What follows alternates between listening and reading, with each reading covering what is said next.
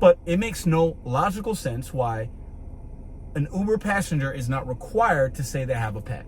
That drivers continue to be the scum of the earth.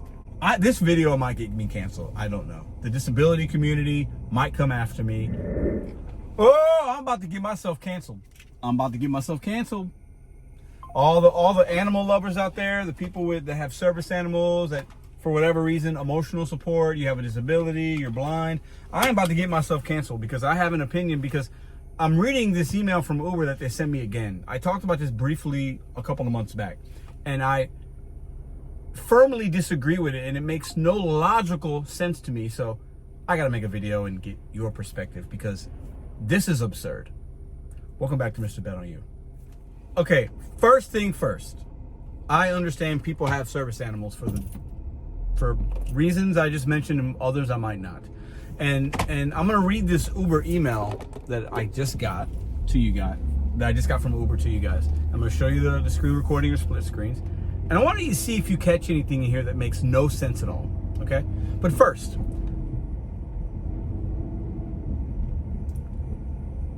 two things can exist at the same time. Two things can be true at once. A lot of people need service animals and have them for various reasons, and I respect that. And, so don't cancel me for that. But we also know people just bring their dogs with them and they're not service animals, and they want to have them with them, and they feel entitled because they hide under that service animal umbrella, and they get offended if you ask them if they're a service animal, or why doesn't your dog have a vest that says it.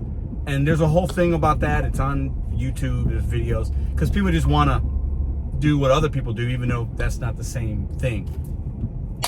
Anyways, that might get me canceled. I gotta speak my mind. So why is Uber, let me pull over and just read this to you. I'm gonna pull over and read it so that I'm doing it safely. I'm gonna put the screen recordings here, and I'm gonna read it with you guys in real time, okay? So this is what Uber says. Your obligation to riders with service animals. That's the tagline. Serving riders with service animals. Great. Hey, I get it. There's something called Uber Pet. I have it in my app, and I don't have it on, but I can if I want to. And I've actually delivered dogs, or I've had dogs in my car a few times, and I don't make a big deal about it. But listen to this. Here's what you need to know to ensure a comfortable experience for riders with service animals. Read our guidelines. But then this is what the email says. Drivers like you play a key role in making transportation more accessible to everyone, including people with disabilities. Absolutely. As some people with disabilities travel with a service animal, you should be prepared for these riders. Please note that riders with service animals do not need to request an Uber Pet trip. But they have a pet. But they don't. Why not? Why have that in there then? I get it. Maybe you're taking a dog to the vet or whatever, and they're not a service animal, so that particular Uber customer is gonna say, I have a pet, and that lets the rider know, hey, I have a pet. I'm gonna have a pet in my car, and be prepared for it and be ready for it and not mind it. Makes sense. You could filter that off and on as an Uber rideshare driver. I get it. But why does somebody with a disability, why does somebody that has a service animal, for whatever reason, not need to let us know that until we pull up and get them? There is zero logic in there. This might get me canceled off YouTube. I don't care. There's no logic behind that at all. I'm gonna explain why I think Uber does this and why I think we are just... They're legally allowed to bring their service animals on any type of Uber trip. They're legally allowed. But let's continue reading this. Your obligation to riders with service animals. You are required to transport riders with service animals. Various state and federal laws prohibit drivers from denying a ride to someone because of their service animal. We understand that some drivers may have allergies, religious objections, or generalized fear of animals, but Uber policy requires drivers to follow the law. So I could be allergic, could have a religious reason, or could be afraid of animals, or maybe my kid I take to school has a severe allergy to pet dander or pets. Some people do. And legally, I'm obligated to take them around the city in my vehicle as an independent contractor because some state law might say it. But they're not legally, they're not held accountable for saying in the app that you have a pet and requesting Uber Pet, the dog doesn't have to have any kind of tags. You can't even ask them about it. If you are someone in your family who's allergic to dogs, you may want to use a towel or seat cover for the service dog to lie on. You can also consider keeping your windows open and or carrying a face mask. Hey, those are reasonable things. So now let's keep blankets in the car and face masks for animals in our car, when all they would have to do is select Uber Pet, and then I don't ever have to see it unless I want to. And if I do, it'll say it, and then I know, and I'm prepared and ready.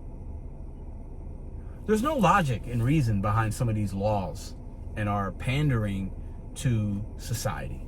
There's no logic and reason at all. Because my religious beliefs, my fear, and my health aren't as important as somebody having a dog for whatever reason. That's more important than my safety, my health, and my family's health, or actually the condition of my car, because some dogs are messy. Those things don't matter, because legally Uber's telling me you got to do it. Ask riders if and how you can help. Carefully listen to their requests. Yeah, help riders fit assistive devices in your car. I do that all the time. Devices such as wheelchairs and walkers can be folded or disassembled and put into your trunk. Yeah, I do that all the time. No problem at all. What am I missing here? Listen, I also make these videos because I'm not always right and I need perspective. But if the Uber app, let's use our brains. 1, 2, 3, 4, 5, 6, 7, 8, 9, 10. We can count to 10. Let's use our brains. If Uber Pet is an option for a consumer and they have a pet, why aren't they required to say they have a pet, regardless of the reason that they have it? Why? Is there more of a cost involved? Okay, well then that's just what it is, I guess. I don't know if there is. I'm asking. It makes no sense. So people are protected in some ways for their religious beliefs, for their health. We no longer smoke in most public places for that reason. So why am I not protected for my allergies? I don't have them, but I'm saying allergies, my religious beliefs. Don't have those against animals either, but I guess some religious people do. Or my fear of pets and animals. If I have a fear and anxiety of dogs because I was bit by a dog or I had a bad experience, whatever reason, shouldn't I be protected as an independent contractor in my automobile to not have a dog that I don't know right behind me? Now, most service animals are pretty chill, like, right? I've seen them and it's all good. You don't pet them, you're not supposed to, because they're working. I understand it. I'm not against service animals, but it makes no logical sense why an Uber passenger is not required to say they have a pet. Somebody tell me that I'm wrong.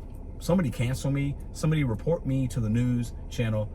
Somebody do something, because it makes no sense at all. So the rider is more protected than the driver, is what I get from this. And I'm just supposed to roll the window down, put a seat down, or put a blanket down, and then just deal with it. I'm supposed to just deal with it, even though I'm an independent contractor.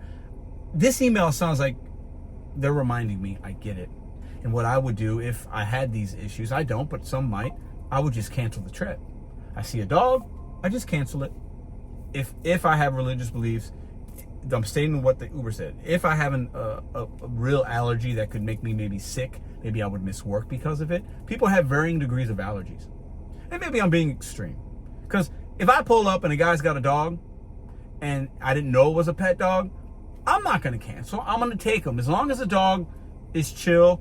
And then if I got to vacuum my car out, great. Part of the job. It is what it is. I'm going to get that guy or that woman where they need to go. Okay?